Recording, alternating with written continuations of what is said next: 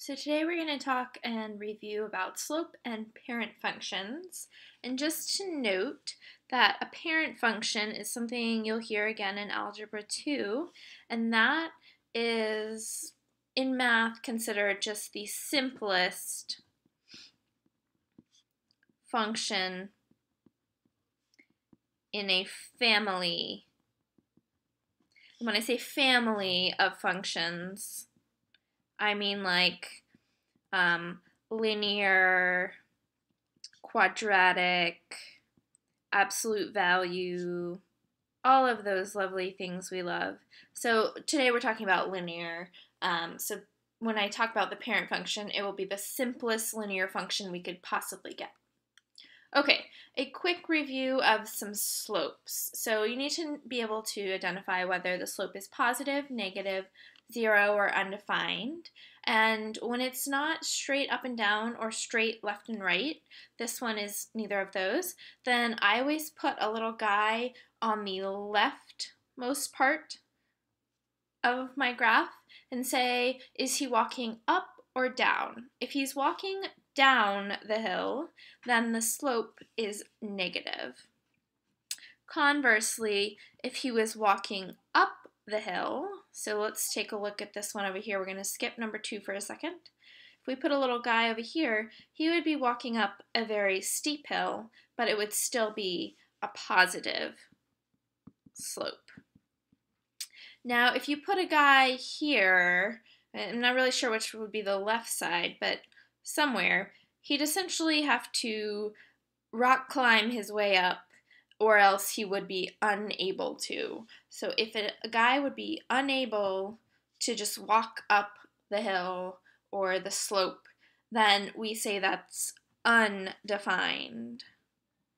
So we don't really know what to call that when it's straight up and down, so in math we call it undefined. And the last one that's actually not pictured here is a 0 slope. And a 0 slope would be one where the guy would have no trouble, in other words, 0 trouble. He would not be huffing and puffing at all because he would be walking straight along the road. Alright, so that's a quick review of the types of slope. At the very end of this lesson, we are going to review the equation for slope if you don't already have it memorized. Before we do that, let's talk about the parent function of a line. So we talked about the parent function is going to be the simplest form of a line possible.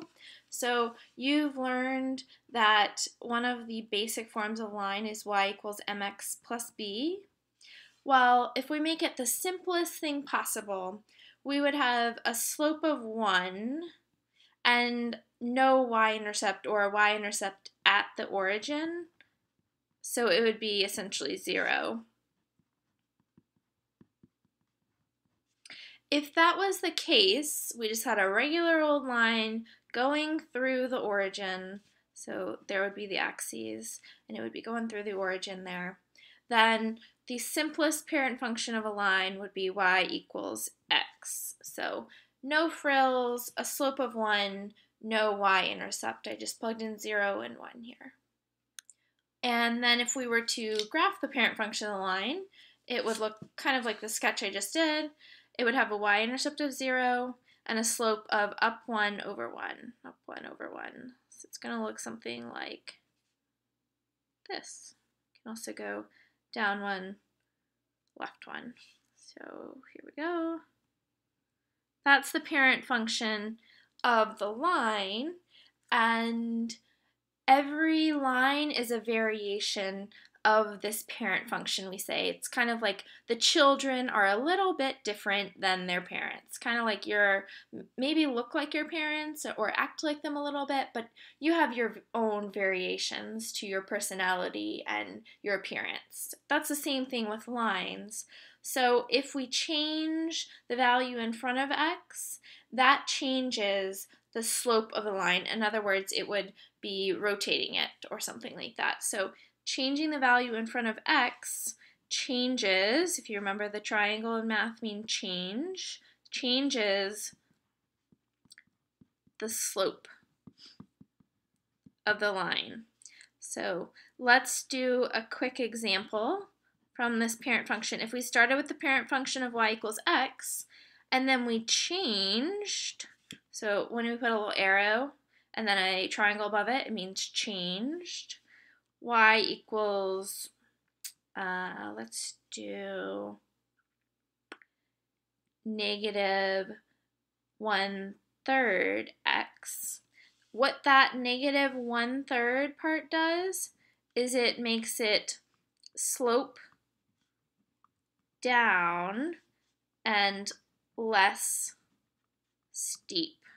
So I'm going to graph this one in red, and you'll see how instead of sloping up and being, moderately steep like our parent function's like a medium kind of grade of a hill. And then if we were to graph this one, it would still be at the origin because we haven't changed the y-intercept, but it would be down 1/3. So down 1/3, down 1/3, and then I can go the other way, up 1, left 3, up 1, left 3. So if you look at this, it's not as steep as the first line, and now it's sloping downwards instead of upwards. So parent function goes up. Okay, so let's do one more example like that where we're given a new graph and we want to compare it to how it would be to the parent function here. So in your own words, what will happen to the graph of y equals 2x plus 6 with respect to the parent function?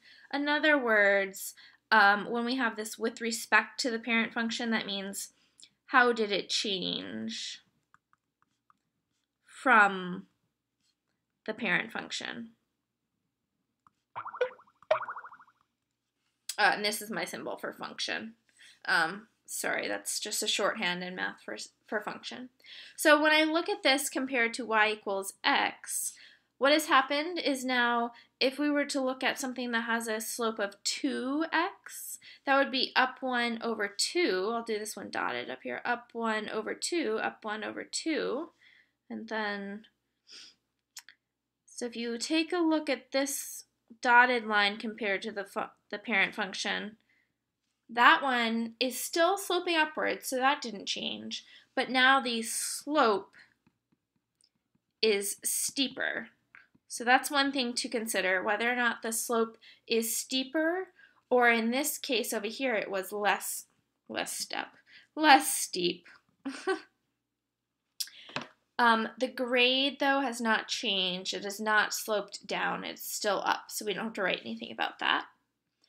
And then the other thing we have to address is now we've added this 6 on there. So we've shifted the graph to have the y-intercept up 6. So we would just say shifted up 6. Conversely, if you had something like y equals 2x minus 5, that minus 5 just tells us that it shifts down 5. So it's either up or down when you're doing y-intercept. So there should be two things you're looking at when you're talking about transformations from the parent function of a line, whether or not the slope is steeper and whether it's going down or up compared to the parent function, and then how it's shifted when you address the y-intercept, so whether it's up or down. All right, and last but not least, we're going to do a quick review. So turn your page to the back, just a quick review of finding slope. So the equation for slope is m equals y1 minus y2 over x1 minus x2. That's our basic equation for slope. Oops, sorry. And if we do a quick practice problem where we find the slope between 2 points, let's say 2, 4, and 5, -3, we simply plug in the x and y values here. So if I did that, I would get 4 minus -3, that's going to become a positive in a minute, and then 2 minus 5. So if we simplify there, we're going to get 7 over -3. And you can rewrite this if you want as -7/3. It doesn't matter. Either of those is correct for the slope. And that is it for the review on slope.